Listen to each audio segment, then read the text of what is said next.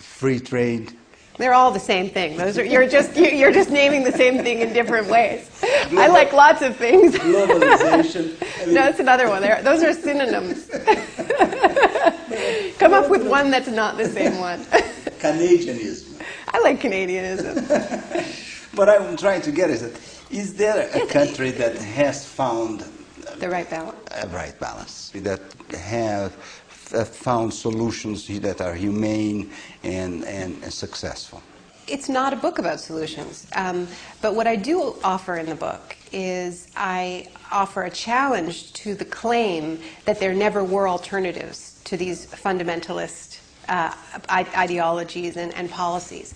What I do in the book when I talk about South Africa and how South Africa embraced neoliberalism, or Poland in 1989, or Russia in 1993, is I show that there were alternatives at the time that people supported and in many cases voted for, like in South Africa. People in South Africa, when they voted for Nelson Mandela in 1994, they didn't think that freedom from apartheid was just the right to vote and the right to live free from from official state segregation.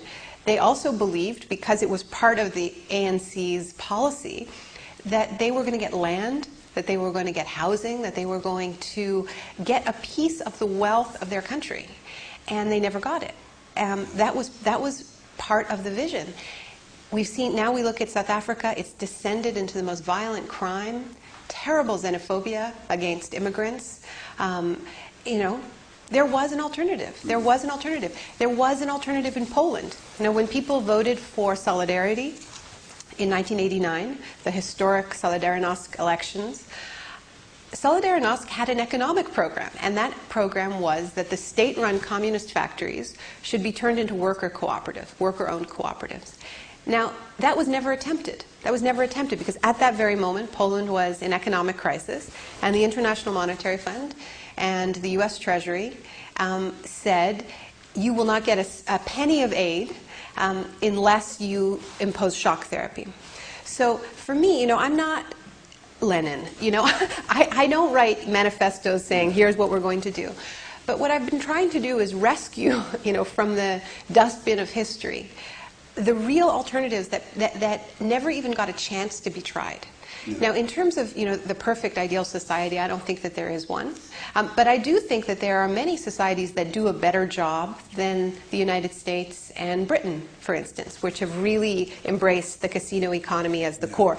What you see in this economic crisis... Give us a few names of countries that you like. Well, I mean, what you see in this economic crisis is that the countries that are most vulnerable, that are getting hit the hardest, are the ones that embraced market fundamentalism fully. So like Ireland, the Celtic Tiger, they lost everything in one swipe, because when you embrace so-called free trade and you eliminate all controls, then the money can flow out as easily as it came in. So we're seeing this in a lot of Eastern European countries. But what you do see is actually that France is doing better. A lot of the social democratic European countries are doing better. My country, Canada, is doing better than the United States. Our banks are doing better in this economic crisis because our banks never deregulated. Not because they didn't want to, they wanted to. But we had a government that didn't let them. And because of that, now investing in Canadian banks is the safest place to put your money. So people are putting their money in Canadian banks. These are not utopian societies. I don't think that they're perfect, but I think that it's definitely a better place to start. I think some very interesting things are happening in Latin America. In a lecture you gave on with the New Yorker, you mentioned that the world's getting flat and the U.S. will eventually be like Brazil and India. What did you mean? Well, what I mean is that this economic crisis is deepening inequalities in this country.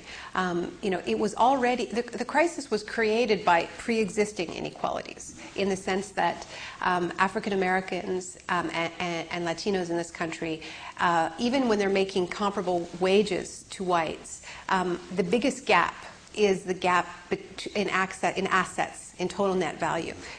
measured by who has access to property, who owns a home. This is the biggest gap, and it's very much a legacy of slavery and Jim Crow and redlining and discrimination. So this is the inequality, and the answer to that inequality was subprime mortgages. These subprime mortgages that were targeted specifically to African Americans and Latinos.